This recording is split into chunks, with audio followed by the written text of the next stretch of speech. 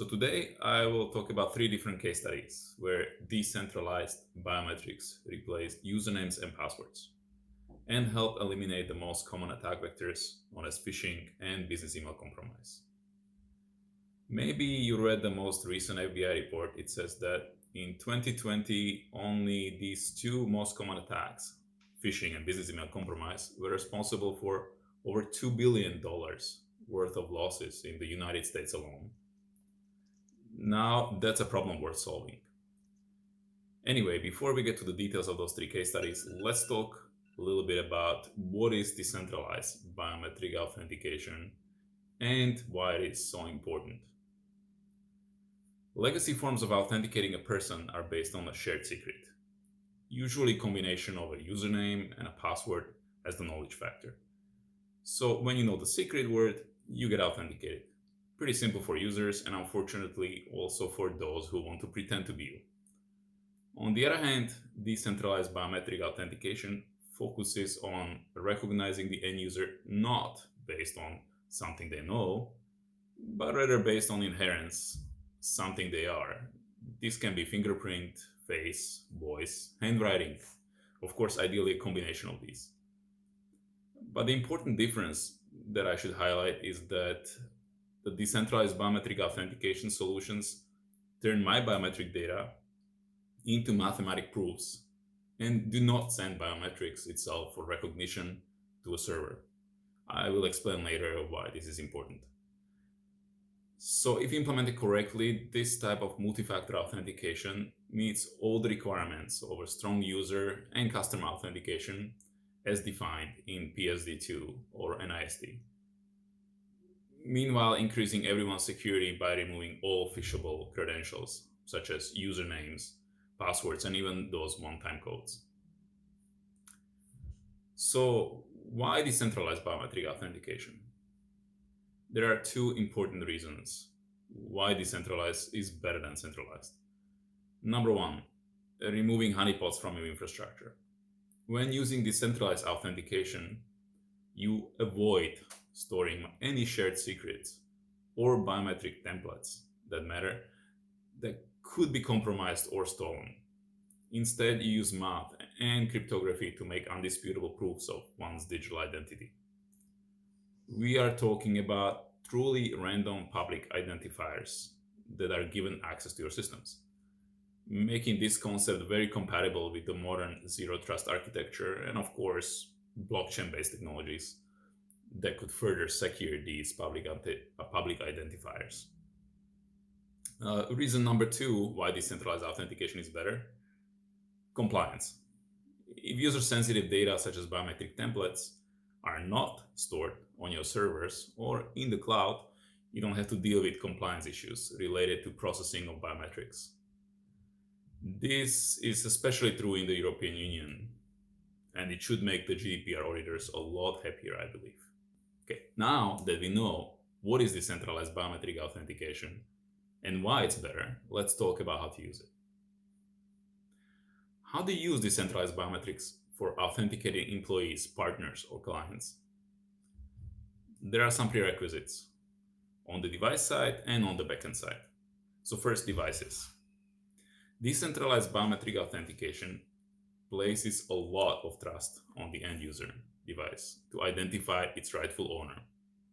It must be trusted by both the owner, whose biometrics it is protecting, and also by the relying service that needs to be sure of security of such a device. So we are talking about very personal device with biometric identification abilities. If for any reason the user does not have a company trusted biometric identification device, such as managed company smartphone or a company laptop, or if their work requires roaming between shared devices, for example, hospital nurses or point of sale staff, then users have to be equipped with a dedicated personal biometric authenticator. Oftentimes, it can be actually more convenient than a smartphone and definitely more secure. An example of one such biometric authenticator is our product, Cryonic Key Vault, which even supports multiple biometric modalities in a step-up configuration, so it can serve both the ordinary user and the very high security privilege access administrators.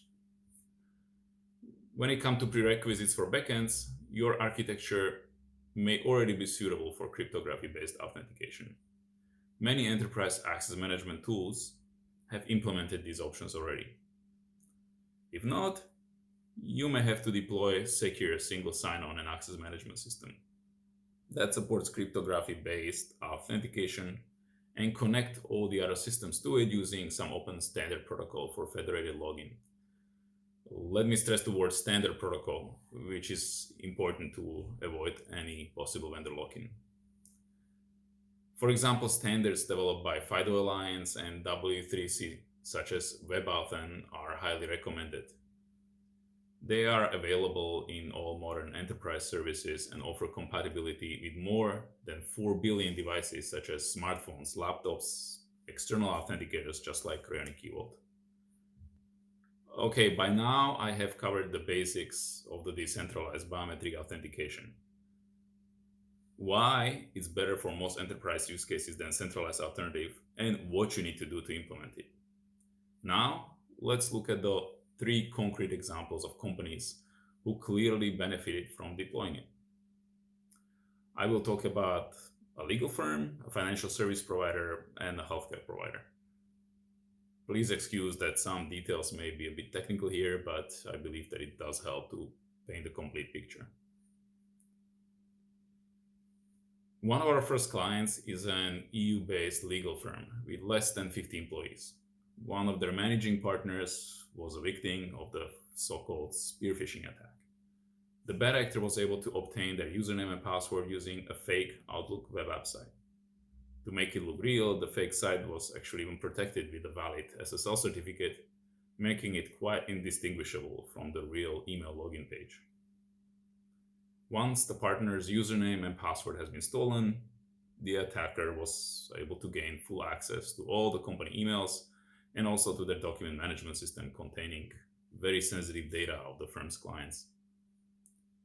On top of that, the attacker used one of the older emails between the firm's managing partner and the CFO to confuse the CFO and instruct her to pay a fake invoice for services. The company lost tens of thousands of euros that were paid to offshore account owned by the thieves. Unfortunately, it took this painful experience for the legal firm management to reevaluate their security posture and remove phishable credentials from all the company systems. Before we have actually replaced all the password with the decentralized 2 and 3-factor authentication, this is what we had to start with. All employees of this legal firm had up to 5 different password-based credentials just for their daily work. To make things worse, most employees did not even use a password manager, so you can guess that the weak and reused password were a common practice, making potential other attackers' job easy. So we have started the job with a complete migration to Azure Active Directory since the company was partially using it already. We also moved all emails to Office 365 Outlook and connected all PCs to the Azure Active Directory domain. That enabled us to turn on Microsoft Single Sign-On for all Outlook 365 services, including email. Lastly, we have enabled Windows Hello for login to the PCs, replacing usernames and passwords. For most of the users with dedicated laptops, Windows Hello Biometric Authentication proved to be a convenient and sufficiently secure improvement, allowing them to work in Office 365 and Cloud DMS. However, privileged users like the firm's partners, C-level managers, and administrators needed a higher level of protection, as well as some additional functionalities. So for them, we deployed secure biometric authenticators fully compatible with Microsoft Passwordless, yet enabling them also to use X509 certificates for encryption and e-signing of documents and transactions. Though first hesitant, now they actually love the fact that using strong authentication tools is very easy and convenient for them. At the end of the day, we have removed all passwords used in the company, making it more efficient and definitely more secure against cyber attacks, while eliminating a lot of IT calls for password resets. As a side effect, many of the company employees are now also aware of FIDO standard that their devices and authenticators support and are using it now actively for protecting their personal cloud services such as Gmail or Dropbox. Another our client is a local branch, a multinational financial institution offering standard retail banking products and some portfolio of investment, savings, and mortgage products. Many of these savings and investment products are actually managed by internal and external asset managers or financial advisors, where each manager is responsible for about 10 to 100 bank clients. Unlike our first case study, the reason for looking into better security wasn't that dire, but the bank's most recent security audit did reveal not exactly adequate access protection for their asset management portal accessible from public internet. The existing access protection was based on an outdated multi-factor approach, secured by username, password, and a simple SMS code. And according to the auditors, this had to be replaced sooner than later. As the response, the bank has considered swapping SMS code with hardware tokens that generate similar one-time codes. We were approached just before this decision was finalized, and were able to offer for almost the same price a lot more secure yet highly usable alternative, which would completely eliminate the phishing attack vector, which the hardware token actually was failing to fix. From this point, it took us and the company IT department only 2 weeks to create parallel authentication flow to their portal, which we have secured with our passwordless single sign-on gateway. This single sign-on has been also linked to their on-prem Active Directory to sync identities, making it easier for administrators. Additional challenge was for us to migrate most users from the legacy password login to our new passwordless authentication without physical contact during pandemic. To do this, the company has distributed our cryonic key vaults to everyone using registered post. Once the end user received key vault with instructions and video on how to personalize it using their biometrics and PIN, the user proceeded to their original login page. Once there, they used their old credentials for the last time to confirm their identity. Immediately after this login, they were offered to switch to the passwordless biometric authentication, which then presented them with a dialog for using either NFC, Bluetooth, or USB to register their personalized authenticator. After the successful registration of with passwordless single sign-on gateway, the login screen stops asking user for anything beyond a simple touch on a key vault, which represents decentralized biometric authentication using minimum two factors: possession in the form of authenticator and inherence in the form of fingerprint biometrics. Additional factors such as handwritten PIN code or signature may be used later by the financial institution as a step of authentication for larger value transactions once the users are comfortable with the switch to completely new authentication flow. To this date, all most active partners handling more than 20 client accounts has switched to the passwordless biometric authentication and probably never looked back. So our last case study involves a small medical care facility with less than 100 employees looking for a simple, unified, logical, and physical access solution. Their requirements were meeting compliance requirement for two-factor authentication to access patient records, fast and touchless login even in protective gear, compatibility with existing card readers installed at doors, compatibility with the doctor's home PCs for remote access over VPN. Currently, this project is in the first phase. Hospital employees are able to log into their shared PCs using Cryonic Key Vault in the smart card emulation mode, using X509 certificates issued by the hospital. Instead of typing complex passwords, sometimes up to 70 times a day, the biometric authentication is fast, touchless, and compliant. All that the hospital staff has to do now is to authenticate first into the Cryonic Key Vault using biometrics, and then just tap the key vault on an NFC reader connected to the PC or a medical device. In the next phase, we will deploy Cryonic Gateway, enabling the recovery of forgotten or damaged key vaults.